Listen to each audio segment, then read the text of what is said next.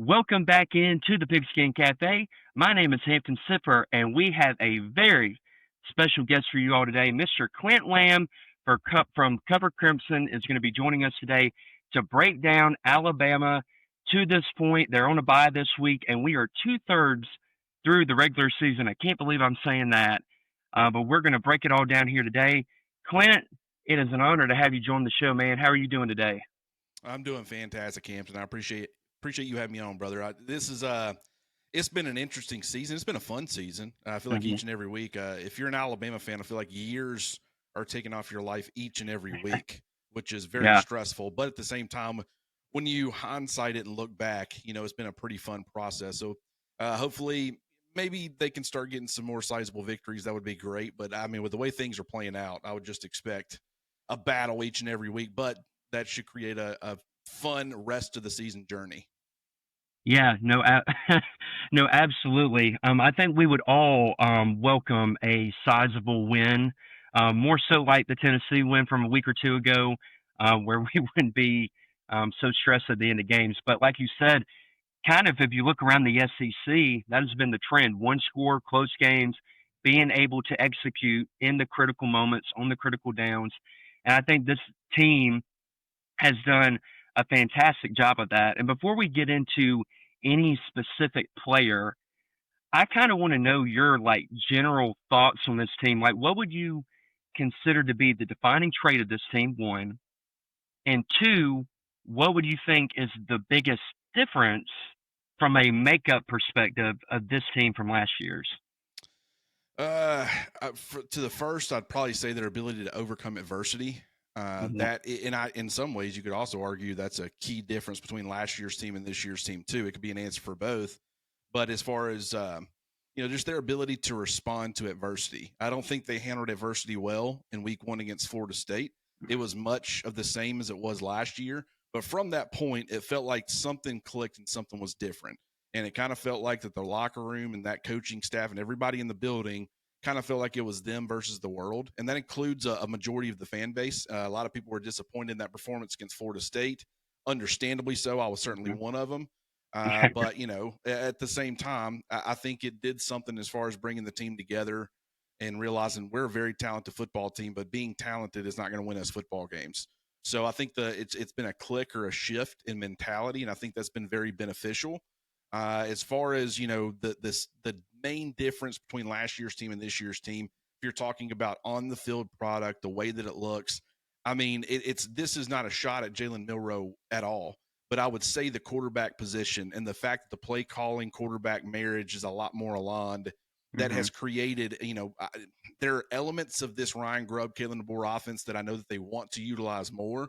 They want to utilize the vertical passing game more. They certainly tried it against South Carolina, didn't work out.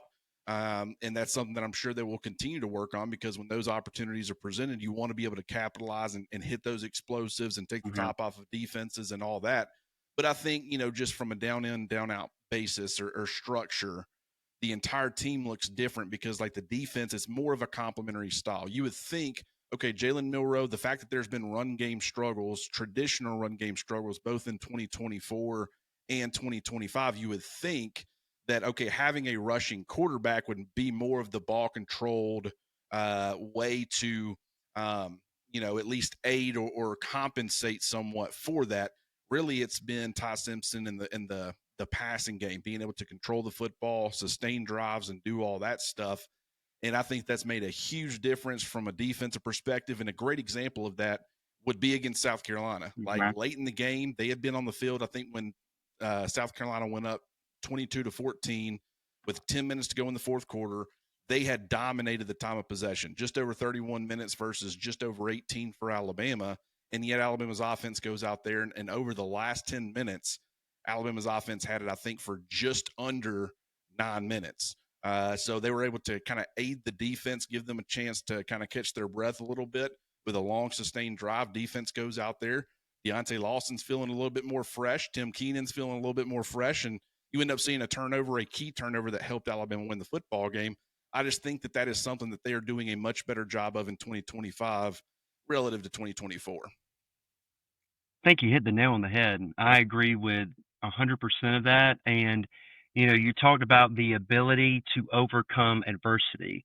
And it did feel like last year, and then it felt like against Florida State, when they got hit, I mean, it kind of, not that they completely faltered, but there just wasn't the same level of fight and the same level of intensity that they played with after that. And I think really after the Florida State win, there was a shift in Kalen DeBoer and his demeanor for sure.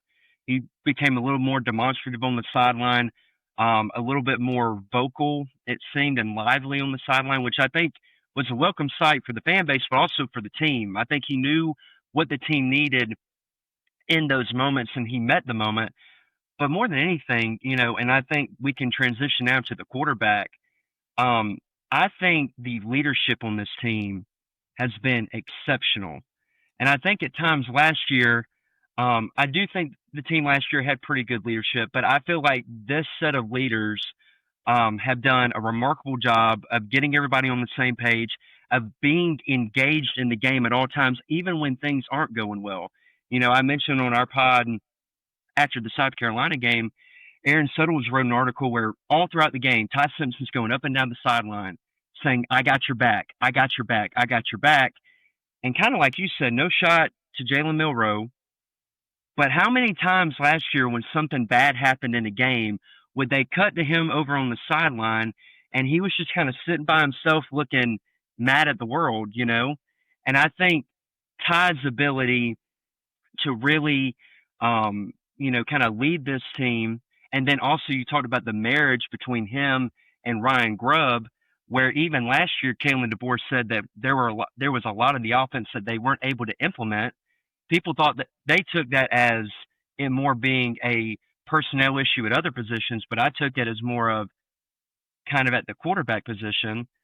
Just can you speak to not only Ty's leadership, but also his play on the field? Because I know, there are a lot of people who, like, for instance, the LSU game last year, they thought that was one of the better quarterback performances, or the Georgia game. But I think Ty, his string of consistent, efficient play has been instrumental for this team. Yeah, I think you raise a good point. I think that their leadership styles between the quarterbacks, it was different. I think a lot of the players in the locker room, I think it was pretty evident in their support of Jalen that he was certainly a guy that they respected. Yeah. I just think that as far as the game day management, as far as being a quarterback and rallying the troops, and I mean, I don't think Jalen Milroe is really a rah rah guy.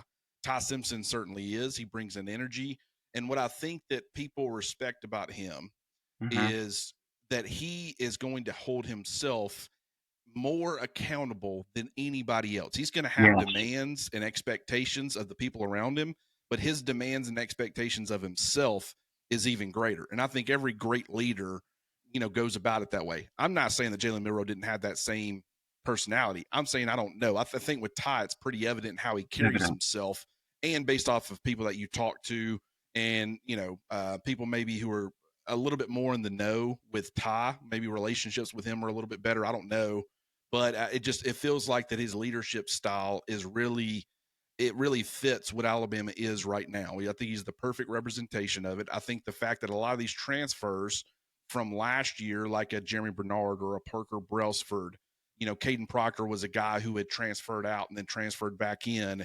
So there was like this, okay, you got to earn it back. That type of situation. It was like a lot of those guys, they feel a lot more comfortable being a leader and being a guy who everybody can turn to and trust. And, those guys are coming through in the biggest moments. And I think, Ty, it's like he had struggled all day on Saturday pretty much.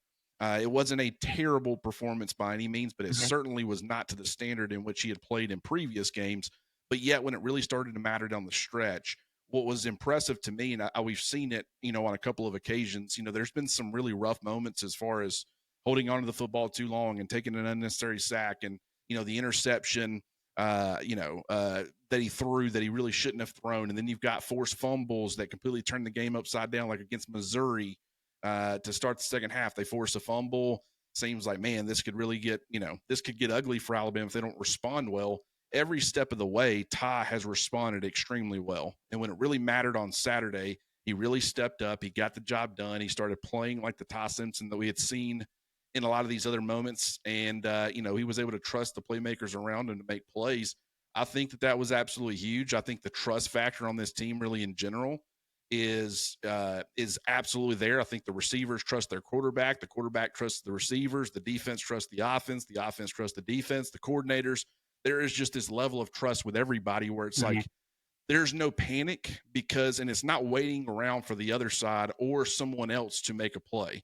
Everybody believes they're going to be the ones to step up and make the play. And that's why you're seeing it from a bunch of different areas. Ty's a pretty consistent part of that because he's the quarterback. A lot of times it's Jeremy, but like Josh Cuevas steps up in big moments when Yep. he's needed. Jam Miller will do it. Daniel Hill. I mean, obviously what he was able to do late in that game against South Carolina, as far as converting that third and long situation, like, it's a bunch of different guys who stepping up and make plays. It's Deontay Lawson on defense. It's, Yanze Pierre. It's Tim Keenan. It's a bunch, Zabian Brown with the pick six. A lot of Mhm. different guys stepping up and making things happen. And I just think that trust factor has been very beneficial for Alabama. Yeah, like as you were saying that, Clint, the word that came to mind, there's a synergy between Yeah. every facet of this team. There's a synergy that is working together. They're playing complementary football, which is something that they didn't do last year. And really, under the latter years of Nick Saban, they really didn't. Even though they had a lot of success, I thought at times they did not play complementary football where it'd be, and I know you've talked about it, the offense would be playing well and the defense would be struggling. You couldn't get both sides of the ball to play well at the same time. And I think this team has done a much better job of that. And to kind of wrap up on Ty, beyond his ability to, make plays off structure, he's very accurate with the football. I think, his pre snap and post snap process are what is separating him from the rest of college football. And I know you talked about that as well. But, when he goes to the line and he's making all these checks, he's setting protections, he's identifying and trying to decipher the defense pre snap. And if they show him one look and then they rotate into another, even at pre snap, and then they're going to rotate into another at post snap, his ability to identify that I think it's taken this offense to a whole new level.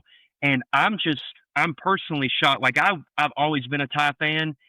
Even in 2023, I was a Ty guy, but I am even shocked at how well he is playing, and he's playing this well when Alabama doesn't have a very effective ground game at the moment.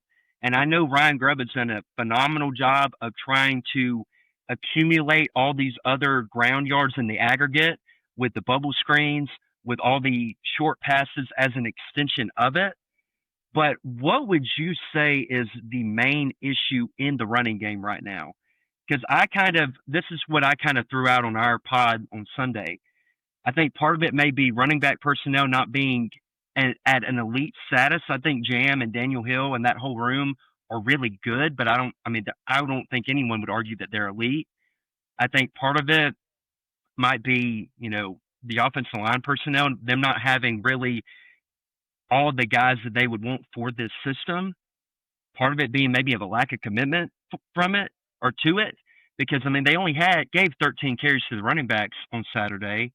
And then another thing that I, kind of put out there was that at Washington in 2022, they really started to run the ball the best in November. They went from like 4 yards per carry in August and September to like 3 in October to 6 in November. And the same thing kind of happened with Dylan Johnson in 2023, where he had a very jam like production throughout the year. And then November they played USC and he had a breakout game and kind of maintained that as the season ended. So, what would you say is the main issue with the running game right now, Clint? I think handling run stunts has been a problem. I think it's more of for one reason or another, it seems like it's always someone that's not getting the job done. Yeah. Sometimes it's Parker, sometimes I think in the run game, Caden's pretty consistent. Obviously every once in a while you'll see him get beat. He's not batting 1,000 or anything, but it's pretty rarely him. But you see, Cam Dewberry, you see Gino Vandermark, you see at times Jaden Roberts, Michael Carroll, will conform me. A lot of different players, but it's not just the offensive line. I think it's the tight ends too. I think last year what Robbie Utes Yeah. and CJ Dupree brought from a blocking perspective, I think Danny Lewis was going to be a much more critical piece to this offense than people realize. Wouldn't have been in any sort of primary role, but just having the ability to put out a veteran guy. Caleb Edwards is going to be a heck of a tight end in due time. I fully believe that. I think he's showing tremendous promise. But, as far as being able to not only, separate and catch footballs against SEC defensive backs, he's also being asked to block SEC defensive linemen. And that is, that can be extremely difficult. So I think there's been a transition period there. You just don't have the blocking, the consistency with the blocking. You see Cuevas get a good block every once in a while. You see Caleb Edwards, but from a consistency standpoint, we talk about one piece breaking down on what feels like any given run play. I think the tight ends have certainly been a part of that as well. It's one of those things where you would expect it to get better. You're 8 games in. It hadn't really gotten better. In fact, against South Carolina, it regressed. Like I thought Mm-hmm. it was trending in the right direction. And it could be just this is one of those performances where you look back and you say, well, it was a hostile environment, communication problems. South Carolina's got a good defensive front. It wasn't their day. It wasn't Ty's day. Obviously, just about every receiver on the team dropped a football, it seemed like. Defense had some problems wrapping up and tackling, which was to be expected, but still, just on both sides of the football, wasn't really their day compared to some of these other games. But, they have to improve it moving forward. I completely agree. I think it is too critical to the success of the team because as defenses are starting to try to figure out, okay, how do we stop Ty Simpson in this passing game? How do we stop all of the various weapons? They're going to give you opportunities to run the football.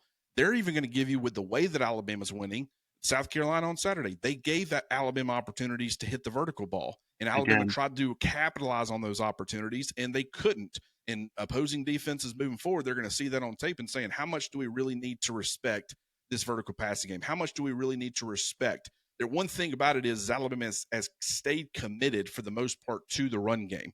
So defenses are going into games saying they're not a very good running football team, but they're going to try. So we got to at least respect it and not completely ignore it. But as far as the commitment to it, defenses aren't having to do a whole lot other than just your basic run stunts that I think the offensive line and really the offensive front in general is just really struggling with for one reason or another. Could that be all the rotation?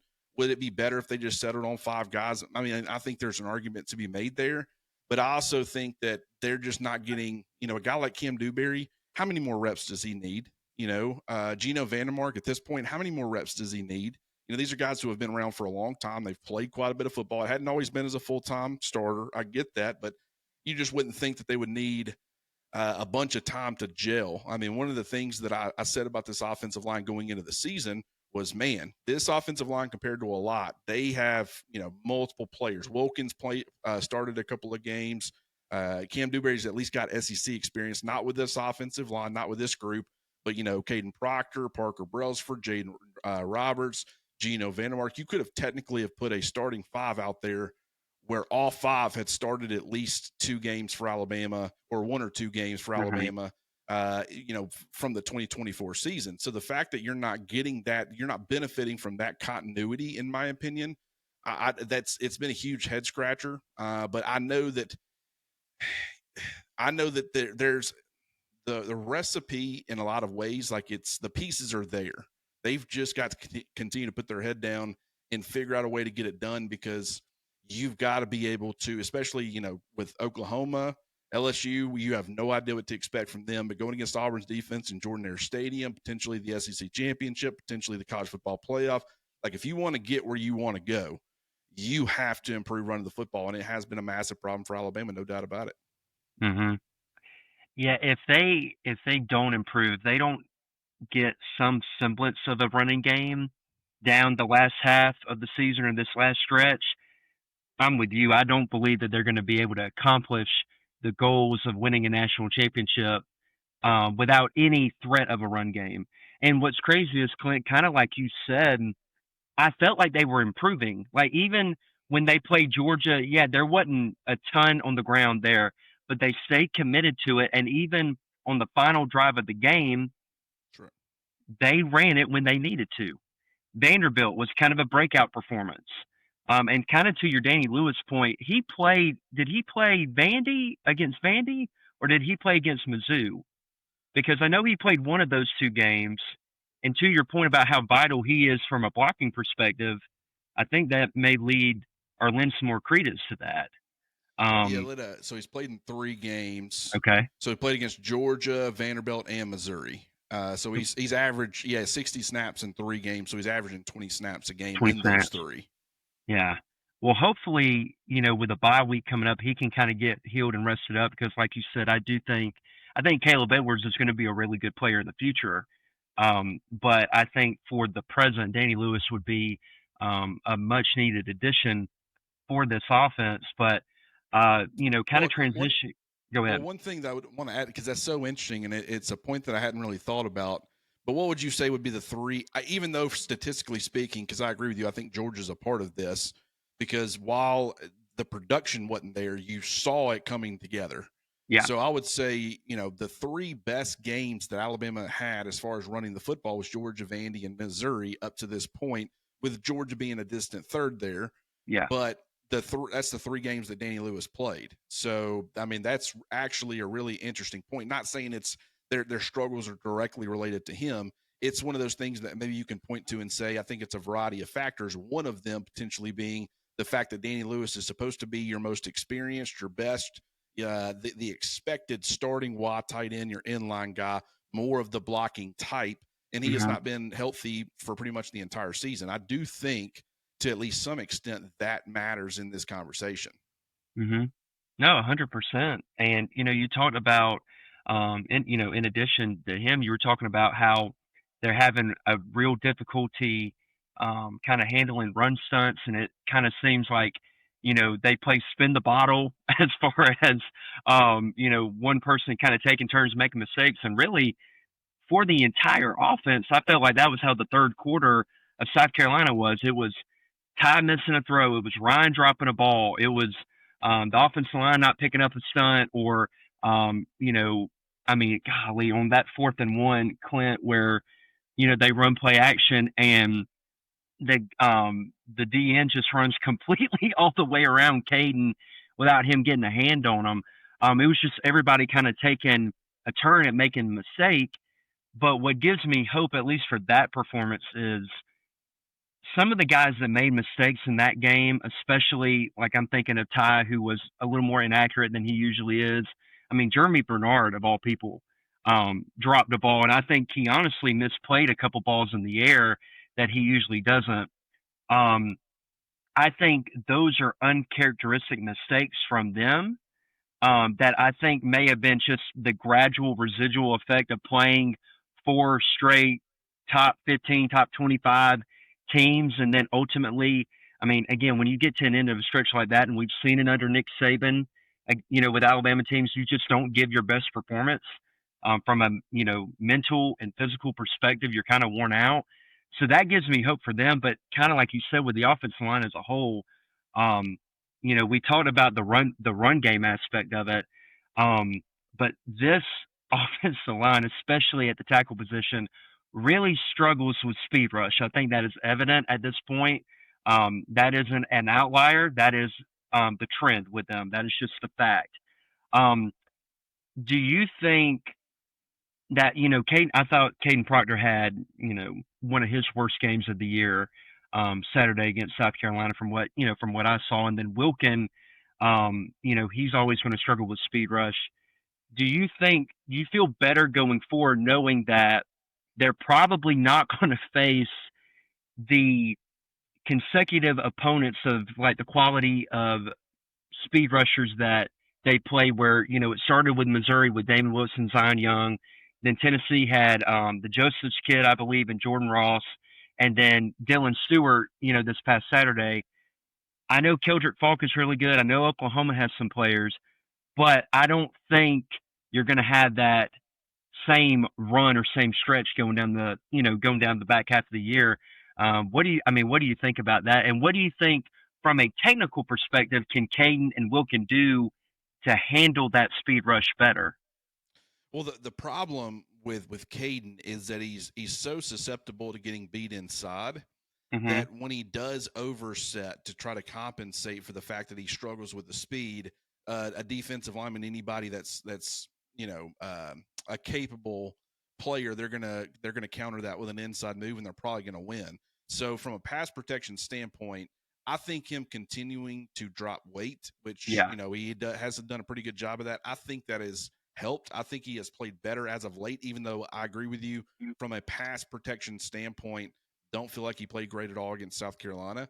But that's just one of those things where that's just who he is as a player. Wilkin Formby, he is who he is from an athletic profile standpoint. Michael Carroll was a young player. He's still growing and learning and developing. We also have to remember he's a high school guard. So you've got a high school guard as potentially your solution if it's not Wilkin Formby at right tackle. And it's like, I mean, how much did he deal with high school edge speed? Much less SEC Yeah. edge speed. So, I mean, yes, I mean, Falk is a phenomenal player. He is going to be an absolute terror and a problem in Jordan Hare, I can assure you. And then it depends on what happens if Alabama is fortunate enough to make it to the SEC championship. Texas A&M, I mean, they got some dudes. Yeah. Catches College Howell football being one playoff. of them. Oh, how that's exactly who I was thinking of. And I mean, Yeah. just so I mean, like this is a problem that Alabama. The thing that they need to do, and this is the unfortunate part, if they could more so establish a consistent run game with guys who I think should be more effective run blockers than they have been, it would put them in a position where it's difficult for those smaller, faster, leaner defensive linemen to really tee off and capitalize from a pass rushing standpoint, or a corner, a blitzing corner, which they did multiple times. One time it got home and forced a fumble, a cat Mhm. blitz, but I, I think they have to do a better job of staying on pace. I think that has been kind of a problem in the last couple of games. When you Mhm. look at as far as their splits against Tennessee, this is something that I thought that was interesting. Now, granted, I need to go back and do it for South Carolina, but just in those third and long situations, I think they converted one, and it was early in the game when Ty Simpson's back was, close to their own end zone, trying to pick Jaquavis. their way out of a Yeah. yeah, that was really, I think, the only third and long that they converted. Now, granted, they only didn't convert one third and short, meaning third and one, third and two. I don't even know if there was a third and three or a third and four in the game. And I think there was some third, maybe I'd have to go back and look. But either way, it was like such a stark split between their ability to convert third down in short yardage situations versus third and mediums, third and longers. And I think there's various reasons for that, but one being that this offense really, despite the fact that I think from a trust tie standpoint, they feel very comfortable in those situations. But it all depends on who you're going against as far as your opponent. And if you have a South Carolina type of pass rush, you really don't want your tackles in that situation. The long developing stuff, and how can you be effective with your play action if you can't run the football? And that's where I Mhm. think this offense has been at its best. Whether it's really asking Ty to do any of it, 3-step, 5-step, play action, all of it, he has been really effective. But what has aided him during this really impressive stretch was their ability to capitalize off of play action and for it actually to be effective. I think there for a while with the way they were starting to run the football, their commitment to it, defenses were respecting it. How much did South Carolina? I think to an extent they did respect it, but it's not to the extent that Alabama wants. And so that's something that they've got to get back to because I think that's a huge staple or element of this offense that just hadn't been as effective as they want it to be. Mhm. Yeah, perfectly said. I don't have anything to add to that because you said it just right, man. So let's transition the receivers really quick, and then we'll hit the defense. Um, I know this group, I think, is probably, other than maybe the secondary, has taken the biggest jump from last year to this year, just with an infusion of talent, from the portal with Isaiah Horton, but also a guy like Lotsier Brooks coming in make an immediate impact. And also Derek Meadows, who, has gotten more and more playing time. And I think obviously the concussion against Missouri kind of stunted that growth a little bit. But, he's been coming on and maybe not making catches, but it's clear that the coaching staff sees something in him and is trusting him more and more as the season goes on. And Jeremy Bernard, in my opinion, other than Ty, is the MVP of the offense. He's a Swiss Army knife that they can do a litany of things with, lining him up in the backfield, lining him up out wide, lining him up close to the tight end, where he can both be used as a pass catcher, but also he's a pretty effective run blocker in those situations.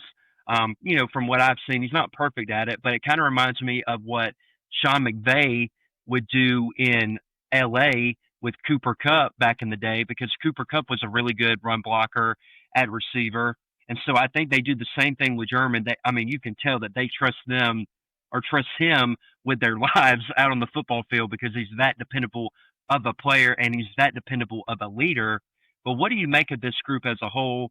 And then I want you to touch on the Ryan Williams thing. I know you've been asked about that repeatedly with the drops. They are a thing. I think we've got enough sample size at this point. Um, but what do you think he can do other than get on the jugs machine? But what do you think practically he can do to kind of cure some of those drop woes? Yeah, the wide receiver room as a whole it's been excellent. I mean, obviously injuries and you know Ryan having to miss time, concussion, another injury where that popped him up on the injury report, uh, and kind of limited him against Missouri. You talk about Isaiah Horton starting the season off banged up, and then of course has been dealing with another injury as of late. You talk about Lottie Brooks having to miss this past game, and he had to miss part of fall camp, a very pivotal fall camp, in my opinion, for Yeah. him. It's like true freshman had to miss some key time in fall camp, and yet he still ended up making a major impact. But it does make you wonder if he had been available all throughout fall camp. How much further along would he be as far as the trust and all that stuff? But I also think it speaks volumes for how impactful he's been. But Derek Meadows with a concussion, Jalen Hale still recovering from last year, but also I think dealing with something new. Cole Yeah. Adams, he's still. I mean, really, Cole Adams has been interesting because I do think he's a good player. I think he's a reliable player. I think what this offense does as far as how it wins, I just think that there are just better options, Yeah. and it's nothing really against him, but it's interesting. And I think it's pretty telling that, Lottie wasn't available. Isaiah Horton ends up having to leave the football game. The Ryan has been dealing with his problems or whatever, and you still saw Cole Adams play 2 snaps. So you barely saw him. I think that's pretty telling. In fact, Derek Meadows played 3 snaps, and so he played even more than Cole. And I think what they were missing with Lottie being out was more of what Cole Adams would fill or fit. So I think that's interesting. But overall, I mean, when this wide receiver room is healthy, and even really when it's not, they still are going to be one of the better wide receiver rooms in college football because it is that deep, and they have different body types, and they can win in different ways, and they can be you can lean on different types against different styles of player. Like sometimes you might want to use that length. Sometimes you want to, and it feels like each and every week there's a different player. Jeremy has been pretty much the constant as far as you're going to get an impact from him, and it doesn't always show up on the stat sheet. I think in the week 2, he had like 3 catches for 67 yards. Wasn't maybe a couple of touchdowns, I think, too, against ULM. It wasn't anything crazy, but I think the way that they really got the offense going early, they really featured him early to kind of kickstart the offense.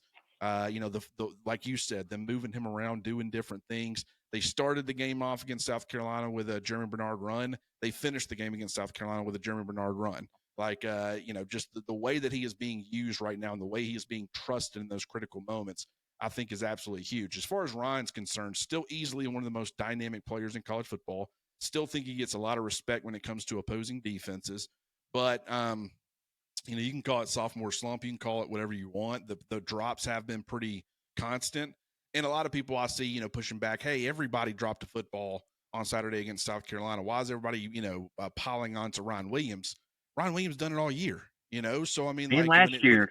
yeah, and good point. I mean, it wasn't just this year; it was last year as well. It is a common theme with him. If you're Jeremy and you drop a pass, you get a little bit of grace because your fans are used to seeing you do it. When it's like another week, another Ryan Williams drop, and I'm not trying to pile on him either because Mm-hmm. I understand that he is an 18-year-old kid, and there's a lot of pressure. He went from being 17 years old to superstar status, having people like LeBron James and all these movie celebrities and sports celebrities like tweeting about his performance against Georgia and that catch, and Hmm. like he goes to stardom instantly. Overnight, And yeah. that's a lot of pressure. And also, I mean, you don't know what someone's dealing with behind the scenes on that front. I mean, everybody thinks it's good, great, and wonderful, but just, I mean, I can only imagine. I'd probably be hearing from family members I ain't talked to in 15 years if I got super big and famous all of a sudden. They knew I had money. And when you're it's hard enough. I mean, I think everybody knows Trent Richardson's story. Getting to the NFL, he was also 5 or 6 years, 7 years, 8 years older than Ryan Williams when he was going through that and having to deal with it. Imagine being a 17, 18-year-old kid. You just don't know what someone's going through. So, and I'm not saying that's going on. I'm saying these are the types of things Hmm. that I think about because to me, I think there's some things that he does as far as the body catching and things like that that contribute. I don't feel like he trusts himself to catch with his hands consistently enough.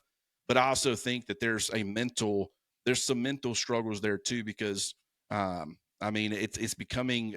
It seems like it's getting worse, not better, and you wouldn't expect that. I would have what he did last year from a drop standpoint. I'll go ahead and tell you. I didn't want to talk about it at the time Hmm. because I knew that if I posted a clip of the wide receivers going through drills and we would be at practice, seems like every single day, Ryan would be going through those drills and he would drop a ball. And I'm like, you know what? I'm not going to post that because someone's going to run with that and say, "Oh, look at Ryan Williams," and an Auburn fan or something, and use it as an attempt to troll or whatever. But this has been a problem for him since the day he stepped on campus. Hmm. I just would back then. I'm like, he's a freshman. He's things going to work on, and then that happens during the season, and you say, okay, he's a freshman. He's 17 years old. He's still making the spectacular play. Now it's becoming like you're going to deal with drops if you have his skill set. Like I just think that's always going to be prevalent to some extent. I just think that the fact that he's regressing on that front, that to me says it's probably more mental at this point.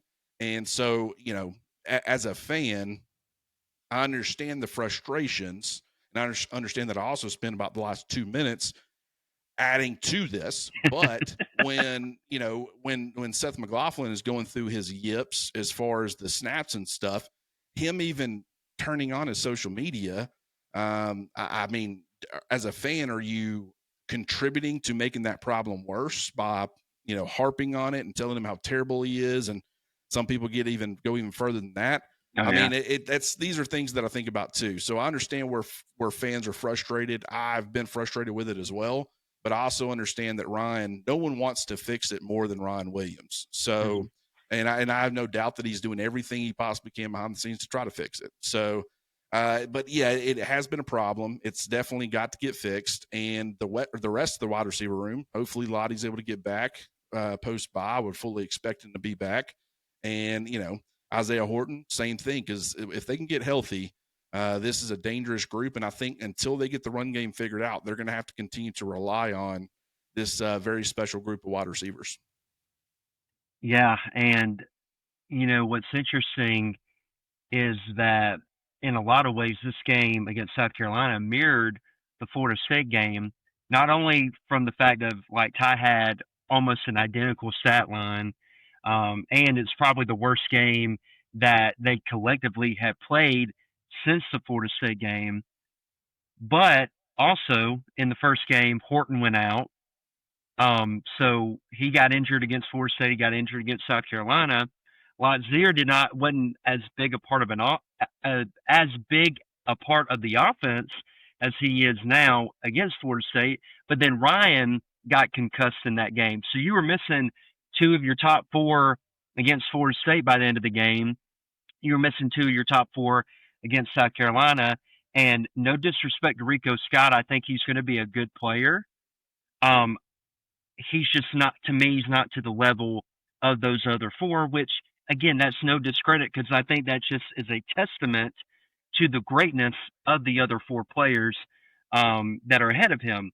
On Ryan, really quickly, I think for Alabama to take another step on offense, we talked about the run game, but I truly think he needs to become the best version of himself for Alabama to go to another level in the passing game because I love Jeremy Bernard.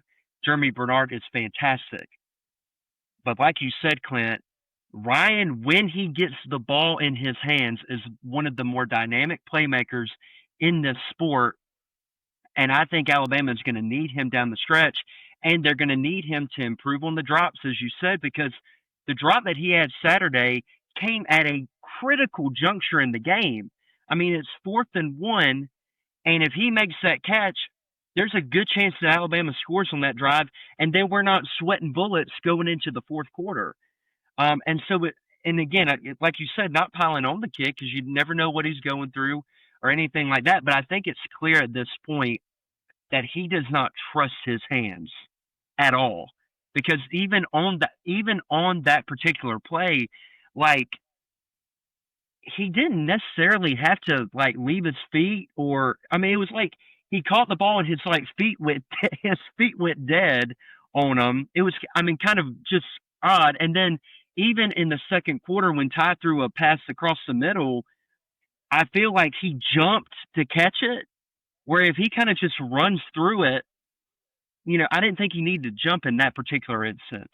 And there have been a couple instances like that through the year where if he just kind of runs through it, catches it with his hands, he can get, some yards after catch opportunity.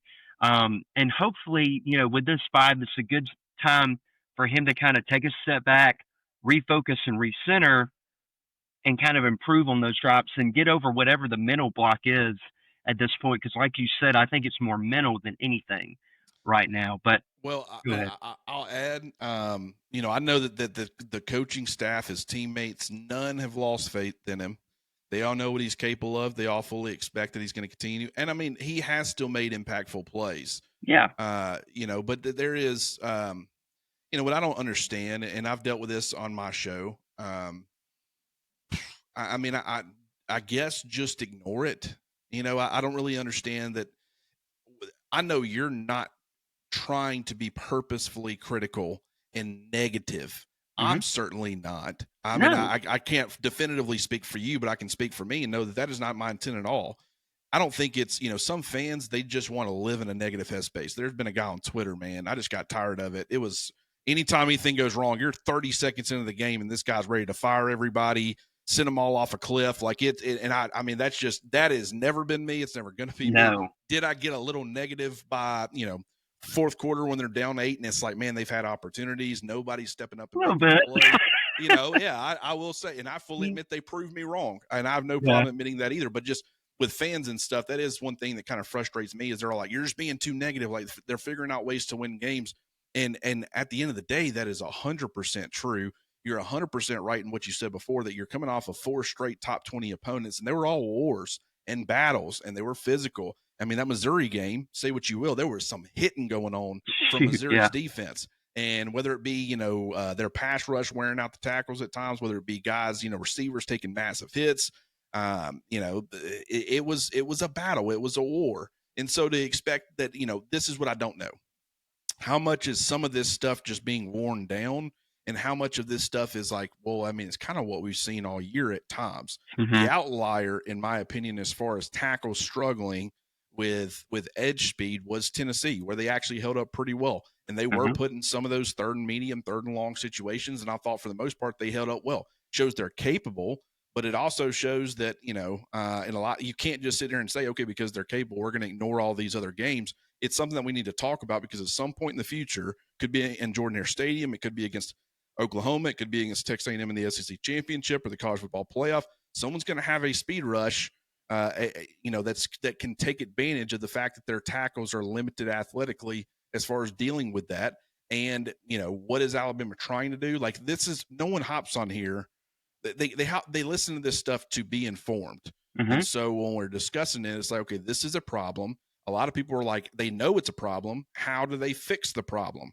And so that's what we're trying to address and having these discussions.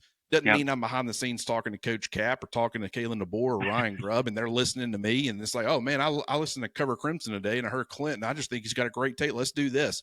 But it's just, it's a communication, because the coaches aren't going to get out here and tell you how they're trying to fix it. And people are curious, and that's what drives the conversation. So it's not trying to be negative. It's being real.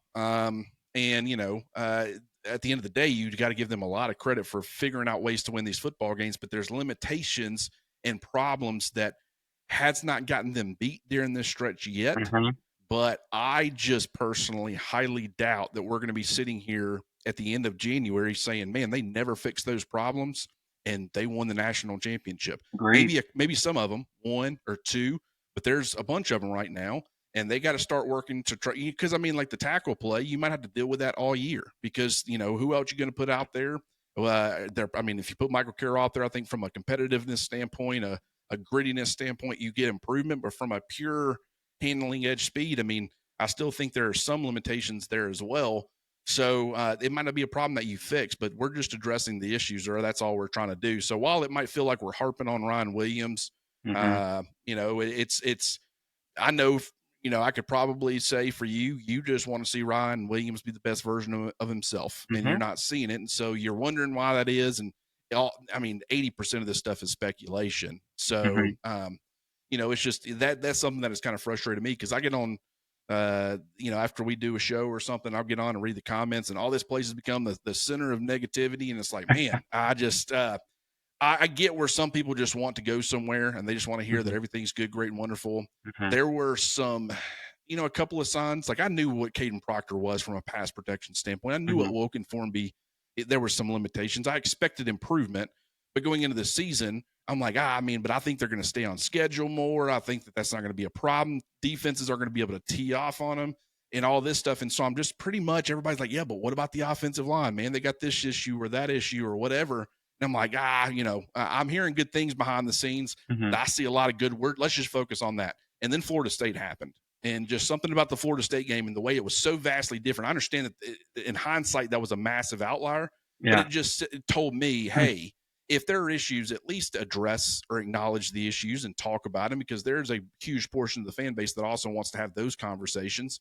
And I don't feel like you're doing right by them to just, you know, blatantly ignore it. So, you know, a lot of times people focus on the problems instead of the things that aren't problems a little bit too much. Maybe I lean a little bit too much in that direction sometimes, but it's certainly not intentional. And I do think there's value in talking about some of the potential issues that are going on. Nah, I'm with you, man. And I remember after the Florida State game, you were so you were so jaded because you had been hearing all this positivity, and then when you didn't see it manifest itself on the field, you were like, "What the heck?" I mean, what the heck? Like, I mean, what have you been looking at all fall camp? So I'm 100% with you. I mean, and that's so the thing to me is, and this is part of the job. Like when you talk to people behind the scenes, they can't put their name on it. So they go to somebody and they have these conversations, and that's the benefit. Like if I hear good things about Daniel Hill and I end up talking up Daniel Hill before really anybody else, and then Daniel Hill takes him a little while, but he starts to pop, and everybody's like, oh yeah, Clint was talking about Daniel Hill all the way back, you know, before during the spring. That helps me, right? I mean, that gives me credibility. But also there's a flip side of that where when you're willing to put your name on something and it ends up being wrong, what I've never liked is to trust the opinion of someone else. You don't have a choice in a lot of these instances, but I would, you know, people that would go to these scrimmages, I mean, I really got to trust you to get information from you. Because if you're over here telling me this or telling me that, and it's like, I mean, at one point I remember a source texted me a couple of years ago and saying Dallas Turner was playing inside linebacker. And I was like, I mean, just based off of what I know about Dallas, I mean, he can play, you know, he's good off the ball, but them playing him as an inside linebacker, I just doubt that. Well, they had that package where he was lining up as an off ball and then bringing him on a lot of blitzes and stuff. And then he actually ended up starting at off ball linebacker against Mississippi State and looking quite well. But at the time, I'm thinking like, and they weren't seeing that. They did that later on, but they saw that specific package. They didn't know what they were looking at. And so I don't want to run out there and start telling everybody, hey, Dallas Turner's playing inside linebacker some, and then you find out what exactly it is. So those are the things I've always liked to see it myself. You can't do that sometimes, but the way it ended up looking, I mean, as disappointed as everybody was, I was like, I put my name on this and I trusted people, and not saying that they had to perform to, you know, be good, great, and wonderful, but there were so many parts of it that didn't look how we thought it was supposed to look that I was like, I mean, I feel like I'd felt at the time like I'd been completely duped. As you remove the emotion from it and you get a little further away, you realize, you know, there were a lot of circumstances involved, you know, practicing in the mornings, getting ready for that humidity or that heat. Florida State, their players are dealing with it all the time. new offense coordinator, new defense coordinator, No tons of new Tate. players on both sides of the football. That typically takes a while for things to gel. Doesn't always mean that that's always going to be the case, though. So maybe that plays a part.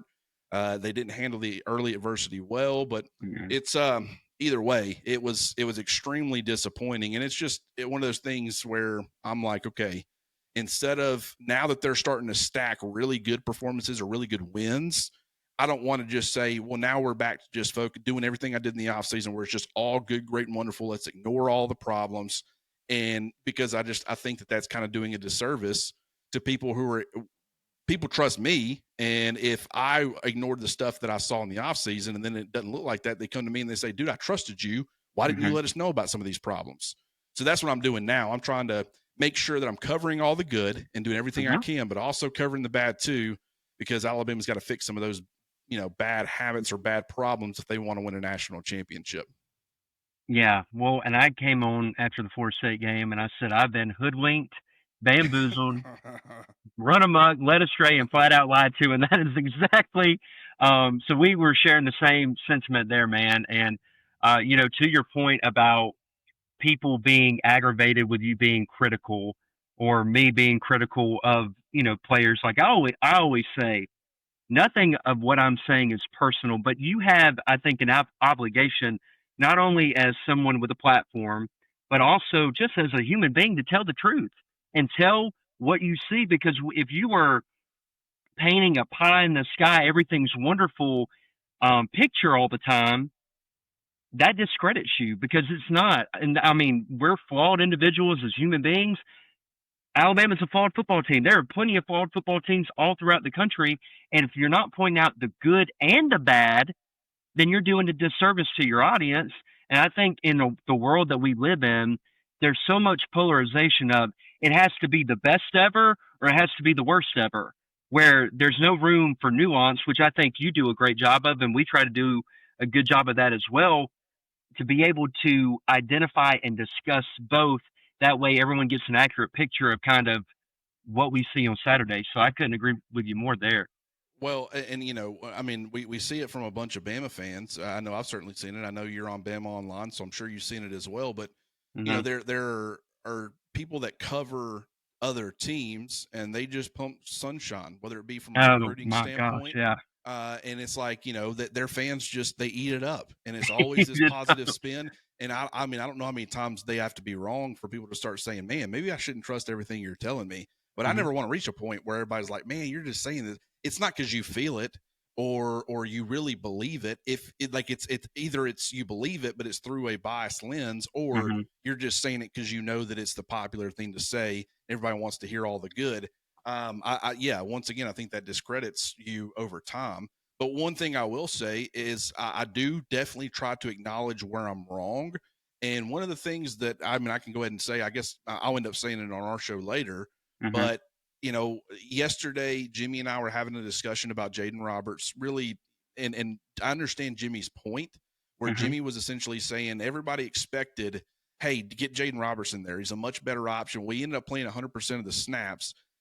Did that improve the offensive line like everybody thought that it would? I do think it improved the right guard play, but Mm-hmm. the offensive line as a whole, the run game as a whole, the pass rush as a whole, it was pretty ugly. So it was one of the worst performances. So all these people that think putting Jaden Roberts in there was going to be this massive solution, that's the problem. It wasn't a fix like that. But I also, what I found that I did, because when a lot of people, we got a bunch of comments and I do try to read them and I take no offense to it. I want to be accurate. And Mm-hmm. so a lot of people came to Jaden Roberts Day and they're like, Jimmy's flat out wrong. The fact that he's saying there's no difference between Geno Vandermark and Jaden Roberts, like a lot of attacks on him. And, I also said that the entire interior of the offensive line was really good in pass pro. They were not good as run blockers. And so, when I hear that about Jaden Roberts, and they're like, go watch the tape again, I'm not going to take offense to that. I go watch the tape again. Yeah. And what I will say is that sometimes I think we start applying a performance more collectively with all three of the interior guys. When I went and watched which I had not done, as far as Yeah. there were plays where I'm watching Jaden Roberts, but I don't go watch each individual player for the entire game, or position the entire game. I went and just watched right guard the entire way through. And what I came away thinking was, you know what, in a lot of ways, I still stand by what I said to an extent. But Mhm. what those people were saying as far as his individual performance from a run blocking standpoint, I acknowledged how good he was in pass pro, but as from a run blocking standpoint, he was not. I mean, 5% of the problem. I mean, I would say the center and the left guard, and that's Parker Brailsford too, who's been Mhm. playing really good football. I think he was kind of due for a bad game, but those were the two main culprits there. And so when you're trying to lump Jaden Roberts in there instead of acknowledging the individual performance, if someone knows they went and watched Jaden Roberts closely and they want to point that out, I'm certainly going to take that into account, because I'm not trying to. If he's worthy of praise, I want to praise. I don't want to Yeah. criticize when it's not warranted. The interior, I still say it was a collective effort to an extent, but he was such a small percentage of that. And I will say that one thing Jimmy said is he feels like it's going to be kind of a 50-50 split when Gino Vandermark gets back. I think he's more so approaching it through the lens of the coaching staff and what they're actually going to do.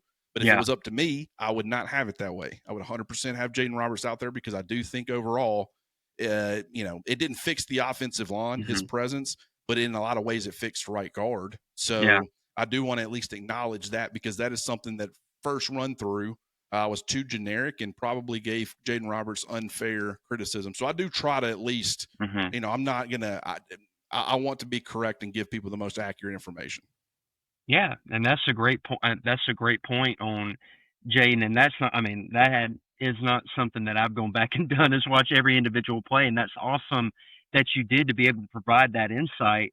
I think between him and Gino, Jaden just gives you more upside, and I know Gino does a pretty good job, probably for the most part, of handling his assignments, knowing who to block, that type of stuff. But I think Jaden, the power that he can generate in the run game, like you said, I think he did for the most part, just on watching the TV copy, did a good job in pass protection. And that's kind of how I feel at right tackle.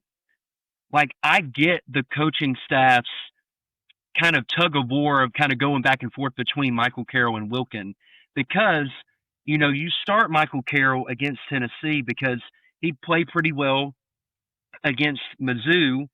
And then, Wilkin didn't play well against Mizzou.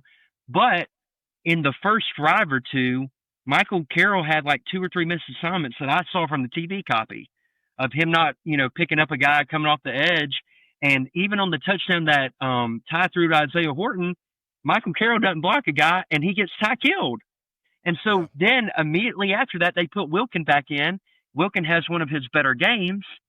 So I get, where Michael Carroll has obviously the more upside from a tangibles perspective, from, size, height, agility, all of that kind of stuff, and nastiness, a demeanor. But you also have Wilkin, who he might get beat with speed, but for the most part, he's going to block who he's supposed to. So Right. I do feel that it's not just as easy as, oh, just do this and everything will be fixed. There's a lot more nuance that goes into it. Yeah, there always is, and I think that's the battle. What I will say is that just Gino Vandermark's, part of me thinks that the way this has been going is it's just making sure Jaden is back in game shape. I don't see how you see him play that 100% of the snaps Hmm. against South Carolina, and the way that he played, even down into the fourth quarter after he had played a lot of snaps, and not say from a snap perspective, from an in game shape perspective, that he's not ready at this point. Yeah. That's why I say, like, if they chose to go with Jaden Roberts, which I mean, part of me still agrees with Jimmy, I can say that I would do it. Doesn't mean they're going to, and Hmm. I do. So I do, you probably will continue to see Gino, and that could be at left guard. Like we started to see that a little bit, where Jaden's getting the start at right guard. And now it's Cam Dewberry and Gino Vandermark splitting reps. But with Gino not being available, Cam Dewberry like get Will Sanders some reps at left guard. Hmm. I haven't really seen Will Sanders. I mean, in practice on the right side certainly, but I wouldn't surprise on how that whole thing went down. But I think that what I came away with was what's unfortunate is that I initially put a poor performance from the left side, and Hmm. then overall I would say for Parker, I unfairly put that on Jaden Roberts as well. Yeah. when really in hindsight, you talk about finding solutions. And it's like, man, actually going back and watching, he was not perfect. And that's why I say Hmm. to an extent, I stand by what I say. What I will say is that it was night and day different than it was with Gino Vandermark. So that's but the coaching staff likes Gino. They kind of know what they're getting with him, but just the physical limitations that Gino has as a player compared to Jaden. Jaden, you never want to get too committed to Jaden and then him get hurt again. He already had to leave the Tennessee game with an injury. I was really glad to see him back and playing every snap because it kind of showed that he's just fine. But that would be very unfortunate if you finally started getting some continuity there on the right side. You committed to him fully, and then all of a sudden, he's out again, or limited, or he's dealing with an injury that's really hindering his performance, or whatever. I'm sure availability is the best ability. They like to say. I'm sure that weighs a little bit, but overall, anybody who says that Jaden Roberts was not the problem in that football game, I completely agree with that. Hmm. Overall, he played pretty well, and I'm hoping that is a solution. You get Parker back to playing like Parker. Hmm. We'll have to wait and see what happens at left guard. I think Cam Dewberry has some good moments. I think Will Sanders has some good moments. I think Gino, if he goes over there, still going to be dealing with some problems as well. I just think left guard right now, regardless of who you put there, is probably going to be a problem all year. But you've got left tackle, despite the limitations, figured out. You've got center figured out. If you could get a third where it's locked in, it's figured out with Jaden Roberts, and then you can start focusing on left guard and right tackle. Hopefully, by the time some of this football, really, really starts to crank up. I mean, it's already been cranked up, but down the stretch, maybe they can start to get this offensive line figured out. Because while I do love the rotation, I do think in some ways it's been beneficial. They I, the fact that we don't know if some of the issues are related to all the rotation, maybe you should try to just go a game, Hmm. go a week of practice, and not do so much rotation and just see how that does. Hmm. Because it's whatever they're trying with the run game, it's not working. I'm not saying they should be running for 200 plus yards a game and 6.8 yards per carry and Yeah. 3-4 touchdowns, but what I can tell you is that what they're doing is not working. And when you talk about the individual parts, it should be more effective than it is. So why is it not? That is a question that still needs to be answered.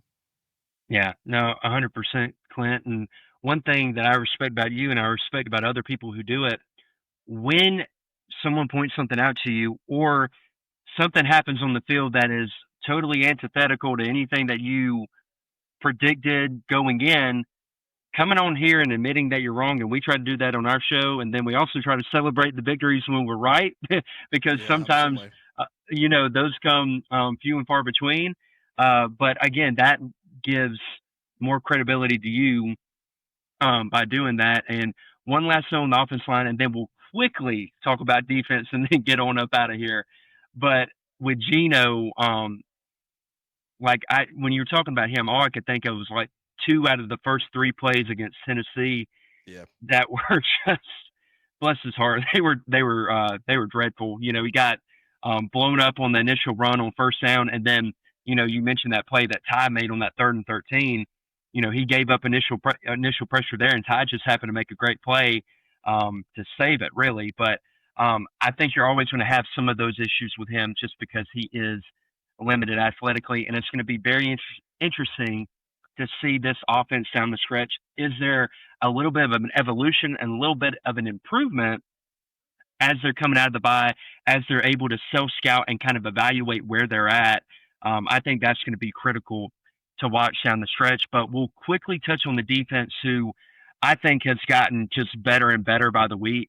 I think Kane Womack and that staff have done a really, really good job.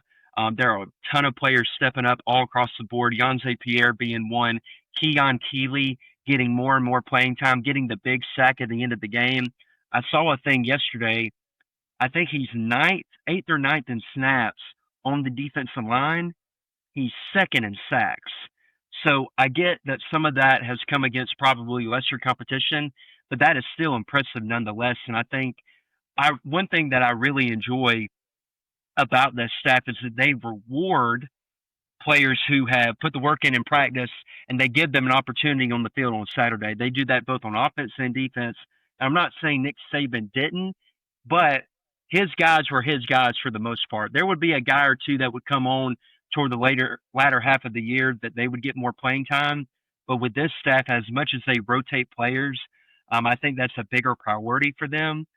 So I want to ask you, Clint, who are some guys who have stuck out to you, throughout the first portion of the season, and also how would you evaluate Kane Womack's job from a schematic perspective as the season has evolved? Because I do think, from my perspective, he has done a really good job of building week by week by week and kind of tweaking some stuff, matching personnel a lot better, kind of removing some of the problem, formations as far as like doing the double mug, as much as he was doing earlier in the year, where I think that's how you got a lot of the gashes that you got in the run game, was by doing the double mug.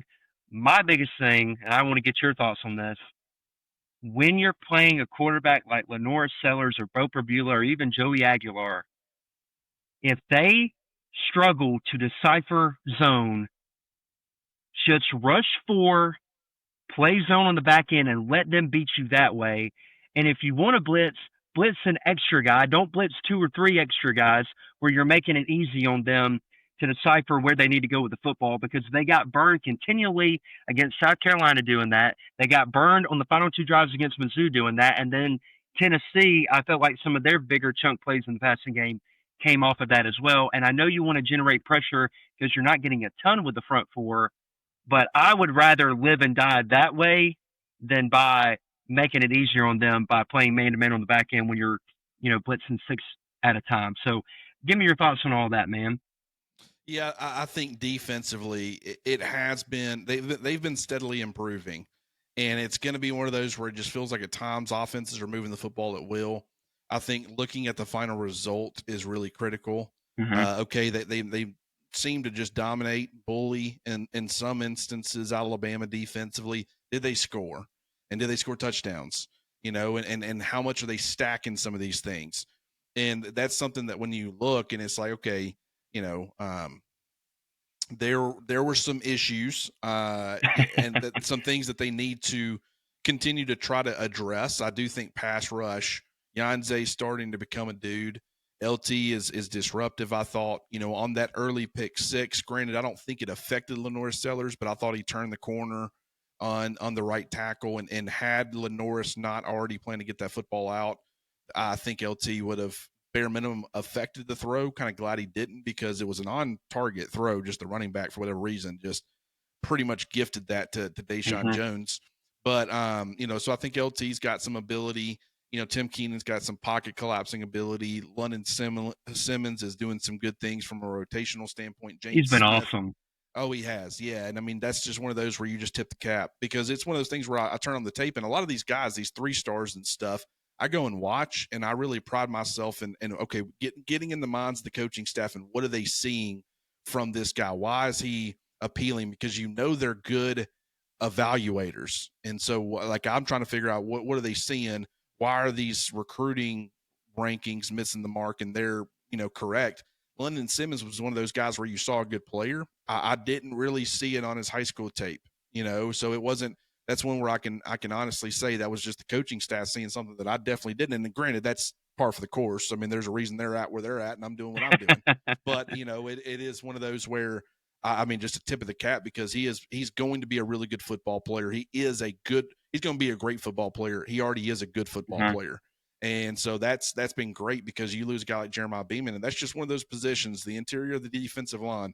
I was like, they cannot afford injuries there going into the season. Mm-hmm. And then you lose Tim Keenan to start the year. You lose Jeremiah Beeman in the first game. It's like, man, and you knew Keenan was going to be back, but it's like, man, they can't afford a lot of injuries. James Smith he was out for the first half against Vanderbilt. Like, Yeah. these are all things that have contributed to what should have been a pretty thin defensive line, but Edric Hill's playing good football. I really like, Kelby Collins is starting to play pretty good football. Yeah, he is. He's really But come on. yeah, so I mean, I like how they're playing second level, really starting to come on. Like Nikai Hill Green, he did this at Colorado. I think he figured it out at Colorado a little bit faster, but he took a couple of games. I don't even think he started the first game he was there. because of, still adjusting to learning the system and getting comfortable in his new environment. He's doing that right now, and he's starting to make some plays. Justin Jefferson's playing great football right now. Deontay Lawson, you can tell that he's still physically limited. He is not the same player physically right now. That's to be expected after a devastating knee injury, but he's playing very intelligently. I think he's starting to get some of that zip and athleticism back, and that's really making a lot of difference. I thought he played great against South Carolina on the back half. For me, I think the number one is Keon Keeley from a front standpoint and just where he's been trending. And I will say, you talk about Yanze Pierre. Keon Keeley finished that sack, but Pierre really, he was the one that caused the initial pressure, which caused Lenoris to have to pull the football back down, and then gave Keon Keeley time to wrap that tackle and get on him and get the sack. But that was great to see him finishing. Like, that's what Kane Womack had wanted to see. What I love about that play more than anything was that is something that Kane Womack said going into this game after everything that is like in those 2-minute situations, obvious passing. We've got to be able to affect the quarterback. We are not doing that. And then in this instance, I understand South Carolina's offensive line's not great. That certainly played a role, but Alabama was able to figure out a way to get that done. That was encouraging. And so Keon Keeley, I fully expect him to. Right now, it's just pretty much purely getting after the quarterback. It's those obvious passing situations, but they're giving him some opportunities. And so after the bye week, I wouldn't be surprised if you saw a little bit more of him. Cavante Henry, he's another one that's starting to play a little bit more. That's encouraging because I think he's got a lot of pass rush ability. There's a reason that they're willing to take a wolf off the field and have two bandits in those obvious passing situations. And it's because Henry has some juice as a pass rusher. He's added a lot of size. He's bandit size, but as far as being a B, C gap winner, can certainly do that. And so I like the fact that he's getting involved. But on the back half of the defense, to me, and granted, you've already seen him quite a bit, and I'm not saying his role is going to increase because I think between Keon Sabb and Bray Hubbard, you're not going to decrease their roles. But, I think Zay Mincy is playing pretty good football, and I would love to be able to see a little bit more of him because I think the length and the physicality, like one of the things I saw against South Carolina that was so frustrating was just defensive backs when they were sent on blitzes. We've seen it all throughout the year. Bray Hubbard pulling up. It's almost like they're going against a quarterback wearing a black no-contact jersey in practice, and they pull Sabb up is early. really bad at that. Yeah, and it's frustrating. I mean, they're all doing it for the most part, except for Zay Mincy. And granted, I think he did a phenomenal job of giving Lenore Stellers some pop, but he didn't, he applied the pressure and he was coming full steam ahead. I think he affected a throw from Lenore Stellers, but it wasn't to an extent like he was able to pull off enough where he didn't get some massive hit, potentially draw a flag. I just thought it was exactly what you want in those instances from a defensive back. So just seeing that from him was encouraging. Dijon Lee is coming into his own, still has, some growing to do, but I think he's playing pretty good football. Would fully expect that to continue. So overall, just the defense right now, being opportunistic, forcing timely turnovers, whether it was against Vanderbilt or against Tennessee, obviously against Missouri, whether it be against, South Carolina on Saturday. That's something that they did last year, was really good at generating turnovers. And this year, what I will say is they've taken that to another level where they're very timely. And so you would like to see that continue. Overall, I think the defense is playing pretty well. Is it perfect? No, but it's definitely a defense that you can win a lot of games with. And to your point about, I think the point about when we blitz defensive backs and them kind of pulling up, you mentioned Zay Mincy kind of being the lone outlier. I'll throw another guy in there that I'm telling you, if we send him on a blitz, I know he's going to bring the boom. Red? Dre Kirk Jr. Oh, okay, yeah, Dre. Yeah, Dre Jr. will come in there like a banshee dog, because I know they did it a couple of times versus Georgia. I think it was on their final drive. He blitzed a couple of times, and I love the just relentlessness and almost recklessness to a degree that he plays with, and you know that he's going to bring a pop that he got from his old man for sure. But was there someone else that you thought was that did that? Was there another name that you were going to mention? Well, I think Red plays with a lot of scrappiness. Yeah, and he does. I've really, I give him a lot of credit. That's one that I will fully admit. Like going into the season a couple of years ago, just with the way things were trending, the way that Jermaine Burton had finished the year, and then in the spring, he was working with the second team on A-Day. Just a lot of the circumstances were pointing towards him seeing a regress role. And then he comes out there and, from a consistency standpoint, was Alabama's most consistent, most reliable wide receiver, Mm-hmm. had a big year. And it's like, okay, that was a massive miss for me. It seemed like it, because Nick Saban would get asked about him, and he's like, he went from his first spring at Alabama, Nick Saban talking about how he's the most consistent receiver, to the second where he's saying, Jermaine's got to be more consistent. And I was like, that's a major red flag in my opinion. But then it ended up not working out that way. Well, Red, you saw certain things going on in the offseason that would lead you to believe he was going to see a regress role. Like, they had injuries at corner. They moved Red out there, and he certainly can hold up, and probably was one of your best options to do that. But it was like, man, if you were really expecting him to be a big time contributor at either Husky or safety, you probably wouldn't be doing that, because he really needed to get the valuable reps, and he was losing weight in the process. He had dropped, as far as the roster was concerned, some weight. So it's like, man, it kind of seems like they're actually trying to get him, you can lean up a little bit, make sure that athleticism Mm-hmm. is, in a position where you can contribute out there on the perimeter. And I was just like, he's just not going to contribute it on the perimeter. Like, they got too many dudes out there, 3-4 guys, bare minimum. So it was like, okay, Dre seemed like he had taken over the Husky 2 role. Deshaun Jones looked like he was going to be the starter. You had 3 safeties. So it was like, where does Red fit in? He's probably kind of going to be the forgotten man, or kind of fall by the wayside a little bit. Instead, he is really, they started off that way, but he has certainly worked extremely hard. He does seem a little bit more physical, a little bit He more, does. a little stronger, and with the scrappiness that he plays with, I think he's starting to play with more consistency, and he's earning his way back onto the field, and he's actually making a pretty substantial impact. So that's great and encouraging to see. And that's another one of those where it's like, when I misevaluate something, I'm definitely going to acknowledge it, because that's a guy who, I wasn't like critical. I just was like, I don't think, based off of everything else they have, I'm starting to wonder where he's going to fit into that. And he has certainly proved me wrong. And so I definitely want to give him credit for that. Mm-hmm. Absolutely, yeah. Red, especially starting against Tennessee, him coming in after Deshaun struggled a good bit, and kind of bringing that physicality, bringing that extra edge, especially at that position. I can think of the one play in particular where he kind of blew up a wide receiver screen and made the tackle. I mean, set a hard edge.